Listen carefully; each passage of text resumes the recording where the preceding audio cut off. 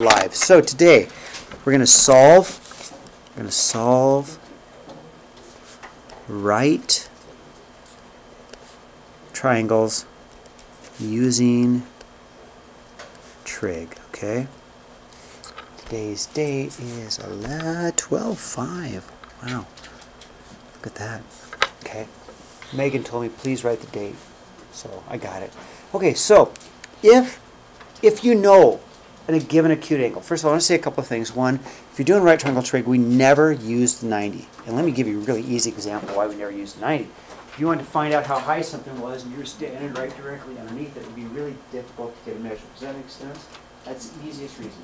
But you never use 90. Yeah, Liara? Is it also because the opposite and the hypotenuse are the same? Right. That's another reason. Absolutely. In fact, if you took tangent of 90 on your calculator, you should get an error. You should. You just can't do it, okay? So now, if you know a given acute angle, so let's write this down. So here's what we know. So, and this is my list. So we know an acute angle, okay? We do. The acute angle we know, in this example, is we know the 38-degree angle, okay? So if you know an acute angle, then you can find a missing side, okay? So let's go through the steps. They're in blue on the board. So step one, it says pick an angle to work with. Well, we're going to use the 38 because that's our given angle, right? We need an angle to work with. We can find this angle by subtracting from 90, but I'm going to do that at the end. So, one. Step two, use the given side. So that's my given side. And then three, we're going to choose a side to solve for. We are either going to solve for this side, which is called little p. Every side is named from its opposite angle. Or we could find little I. So when we do triangles, we label our angles using capital letters, and we use little letters to label our sides, okay? Angle P, angle I, little I, okay? And this would be really little g. We don't need to know little g because we already know little g, so that's easy, okay? So we need to either find little p or little I, and it doesn't matter which one you pick. We have to solve for both, right? So, gosh, I don't know. Caleb, which one do you want to find, little I or little p? I. So he has forced us to use sine. If he had chosen p, we would have used cosine. I'll say it again. He chose I, so we're going to use sine, opposite hypotenuse. If he had chosen p, we would have used cosine. Doesn't matter, does it? Doesn't matter at all. But we're going to use sine.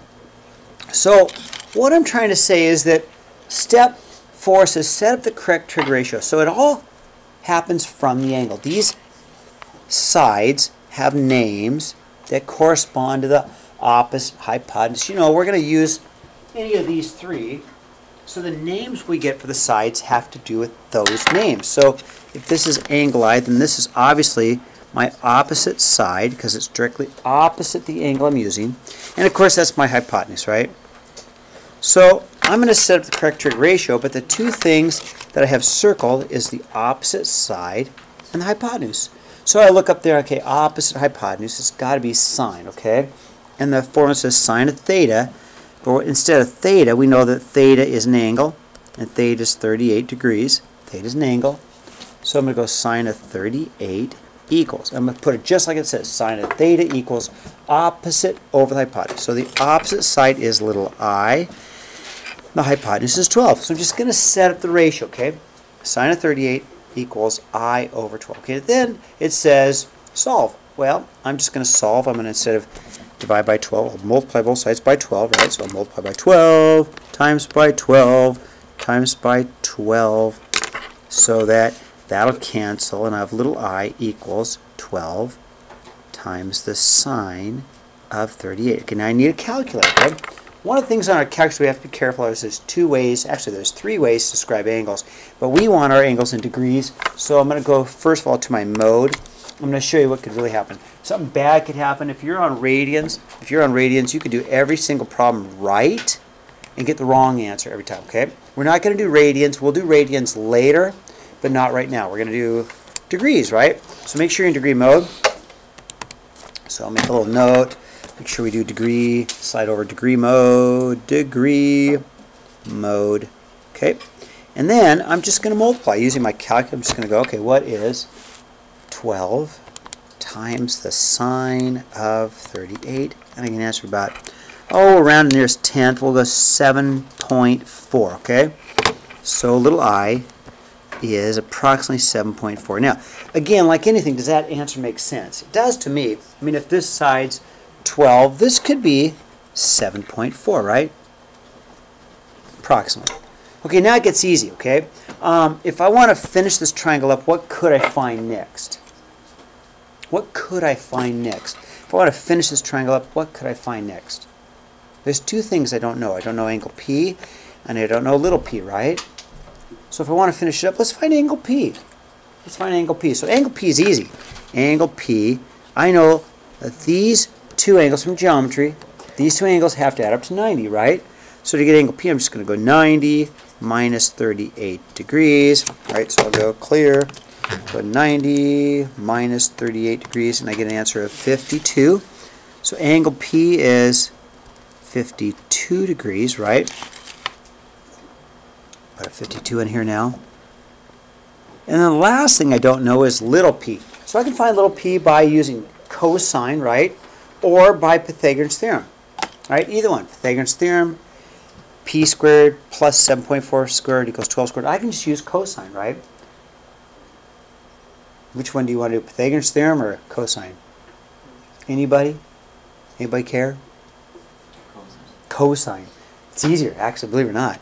So if I go cosine of 38 equals little p over 12, right?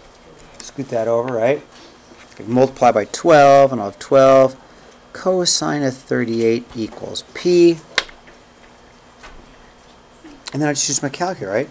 12 times cosine of 38, and an answer about 9.45 or 9.5 about. Okay, that was pretty easy, right? You guys remember doing that in geometry? Emily, you should probably sit closer. You can see better. You don't have to. You can see it? Okay. All right, now, what makes example 4 different? Everybody okay on that? I want to do example 4, and I only really just need to find little t. I want to find little t first. I don't want to find everything. But I want to find little t, and I want to show you why this one's different, okay?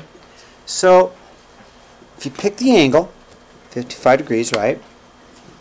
Pick a given side, okay? So step 1, pick an angle to work with, so I picked the 55. Use the given sides, so I'm choosing the 42. And then let's solve for t. I want to show you why this one's a little bit different, okay? So, opposite hypotenuse looks like sine again, doesn't it, right? So, all right, looks like sine, opposite hypotenuse. We see that? That's the opposite side, directly opposite. That's my hypotenuse. So we go sine of 55 equals my opposite, which is 42 divided by t. Okay, everybody okay with how I got it set up? Now the reason I want to show this one is because if you multiply by t, you don't have it solved, right? So when the variable's on the bottom, it doesn't help to multiply, because if I multiply by t and bring the t up, right, multiply by t, t goes right there. I'll have t times the sine of 55 equals 42. Okay, now, you can't use your calculator. It's not done, but just like any kind of math problem, we're just going to divide by the sine of 55, because it's just a number, right? So solve for t. I want to solve for t. I'm just going to divide by the sine of 55, divided by the sine of 55. Now t is equal to 42 divided by sine of 55. And I'm just going to use my calculator. I'm going to divide, okay? So 42 divided by the sine of 55. And I'll show you how I did that on my calculator, okay?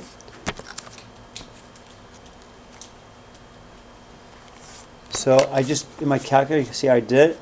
I did the 42 divided by sine of 55, and I got about a 51.3, okay? So about a 51.3, okay? So, all right, you ready? I'm gonna just summarize something. If the variable's on the top, you just multiply it over, okay? Just multiply by 12, we got it. Use your calculator. Okay? So if the variable's on the top, multiply by 12. If the variable turns out to be on the bottom, right, I'll actually have to divide, won't I? okay? So I just took 42 and divided it by sine of 55, all right? Okay, ready to turn the page? Okay, let's turn the page. Okay, all right, now, here we go. A real-life problem.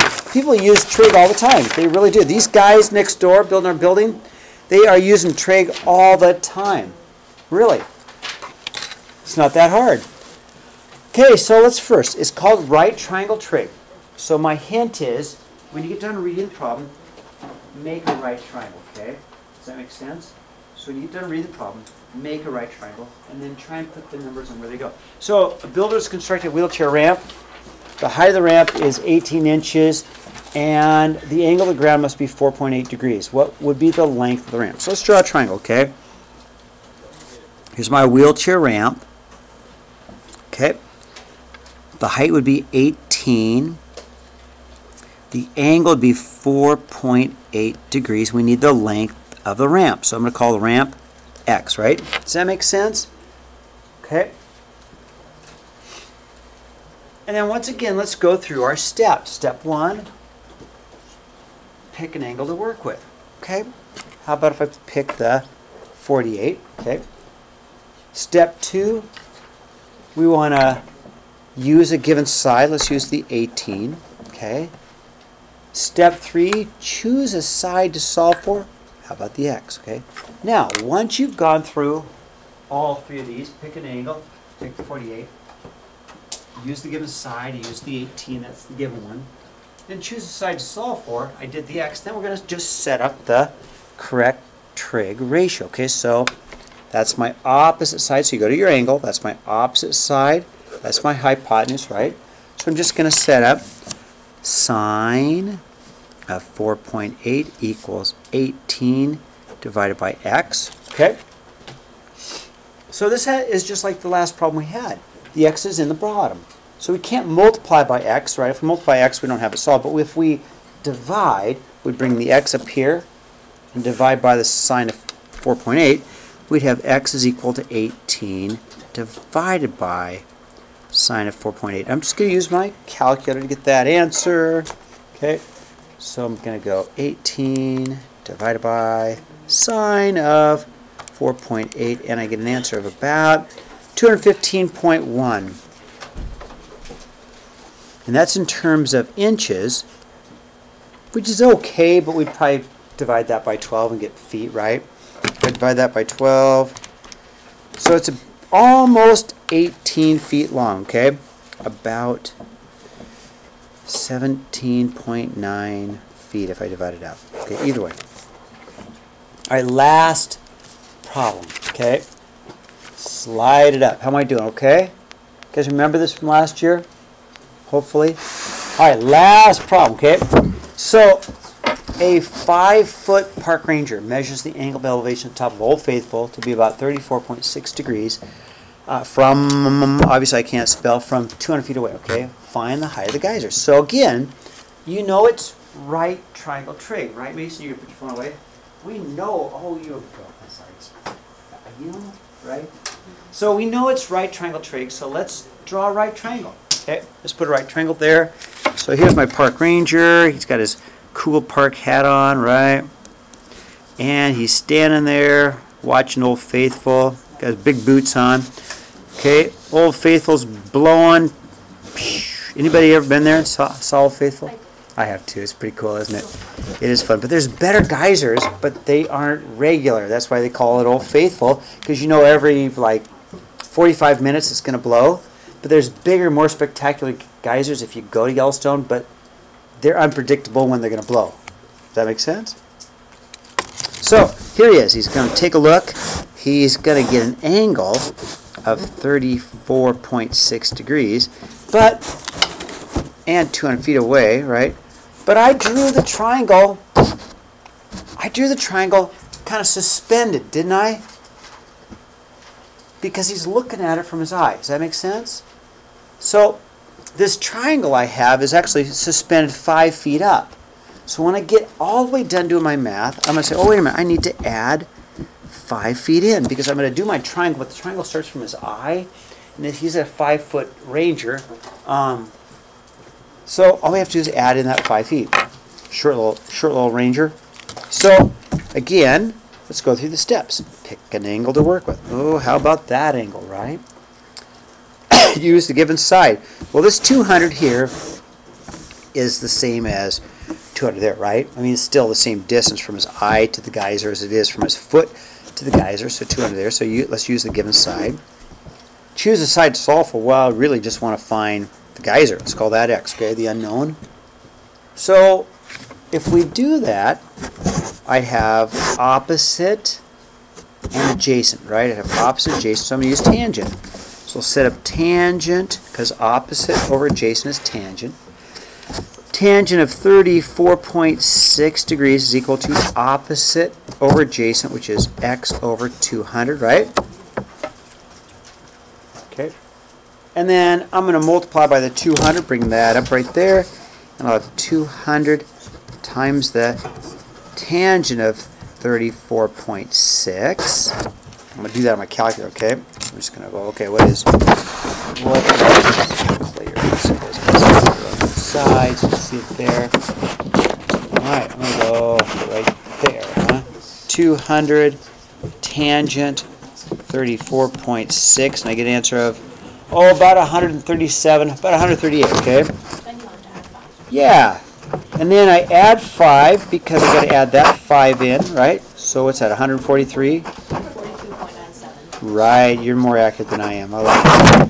Okay, we've done this. If you guys did this in geometry, it should be an easy assignment. 13 to 20 and 37, it's not that many. We have lots of time to get it done.